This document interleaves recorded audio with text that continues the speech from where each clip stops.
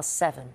Hugely emotional. That's how rescuers described the scene on a beach in Orkney after the biggest mass stranding of pilot whales for decades. Nearly 80 of the animals, including many calves, died after washing ashore at Tresness Beach on the island of Sanday. You can see it on the map there. Rob Flett has sent this report. Sandy's beaches are renowned for their outstanding natural beauty. Yesterday morning, islanders discovered a scene of devastation. 77 pilot whales beached along the shoreline, some of the largest up to 7 metres long, weighing as much as 8 tonnes.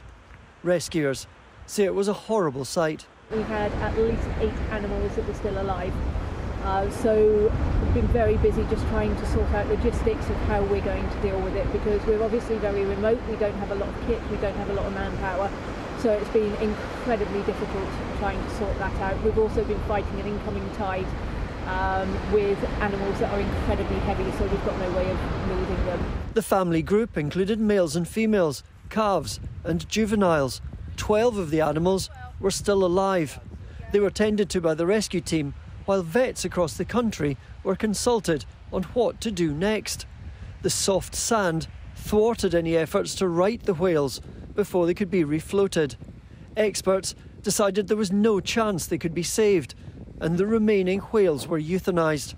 Now, attention is turning to establishing why this happened. Sadly, this is becoming more common. It used to be quite unusual to have a mass stranding event, certainly of this size, but over the last 10 years or so, we've seen an increase both in the number of mass stranding events around Scotland and also the size of them, as in the number of animals that it involves. So that is slightly concerning, and that might be because there are just more animals out there, or it could be that there are more hazards that these animals are exposed to. These people came here to rescue these whales. Sadly now all that's left to do is record them. That process will take the next few days. Then local farmers will come and take these corpses away so they can be disposed of. Rob Flett, BBC News, Orkney. Dr. Simon Ingram is a marine conservationist from the University of Plymouth and joins us now. Good morning to you. This is heartbreaking, isn't it? This is absolutely heartbreaking, and it's going to get us asking a lot more questions about why. What the behaviour of pilot whales, for example. Yeah, it's really upsetting, especially for the people who've attended the scene, who are trying to help the animals. To see such a sad outcome is very upsetting for them. And now the process of trying to determine if there's any cause for this event is in the hands of the scientists, who will be taking some of the animals for post-mortem examination after the event. OK, what do we know then? Because if we can't determine why this happened, what do we know about the behaviour of pilot whales and, you know, such a big pod, for example? Well, pilot whales would live normally in very large social groups, so they have large family groups that they travel in the seas with as part of their natural behaviour.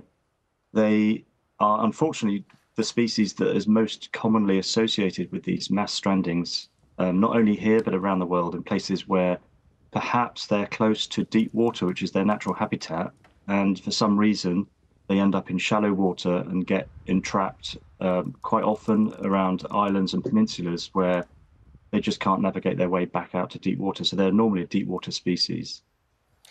Dr. Ingram, very good morning to you. It's Charlie here. We're looking at some of the images right now. The whales are relatively close to the water. Can you just talk us through whether it's ever possible to physically move them into the oceans when this happens? It's a question I often hear people asking. Yes, sometimes it is possible. Now, the larger the animal, the less time there is to be able to get the animal refloated, because their body mass is normally supported by the water. So once they're exposed to air, the body mass of the weight of their body is supported by their skeleton, and they compress their internal organs. They overheat very quickly because they're normally swimming around in cold water. So there's a very narrow time window to be able to get these animals back floated and back into open water. So usually it has to happen within the first few hours if they've got any chance of survival. So the damage, being out of the water, is literally is sort of irreparably damaging their system anyway.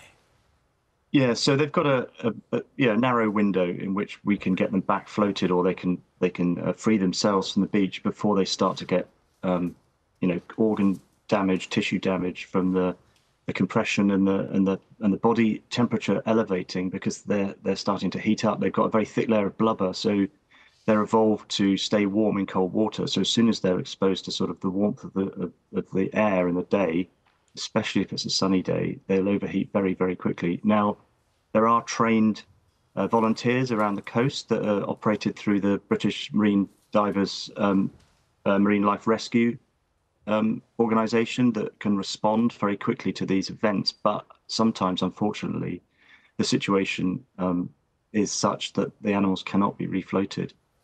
What do we know, Simon, about where they were going, kind of their pattern of travel? What do we know about why they were there and what perhaps might have happened?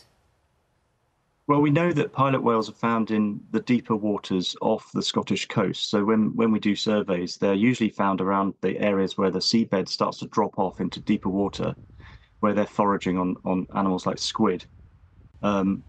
We don't know why they get a bit lost and sometimes stray into shallower water, but there's various sort of hypotheses as to what happens in that situation. They're very cohesive, so they stick together. So when one gets in trouble, quite often lots of them get in trouble because they're staying together.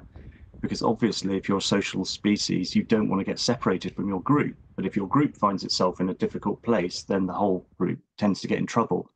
Also, when they start to get into shallow water, sometimes sediment can obscure their ability to be able to sense their environment because they use echolocation. So if there are particles suspended in shallow water, sometimes they can't actually navigate their way out into deeper water and they become lost. Dr. Ingram, fascinating talking to you. Thank you so much. That's Dr. Simon Ingram, who is a marine conservationist, just talking about that pod of 77 pilot whales who've died after washing ashore.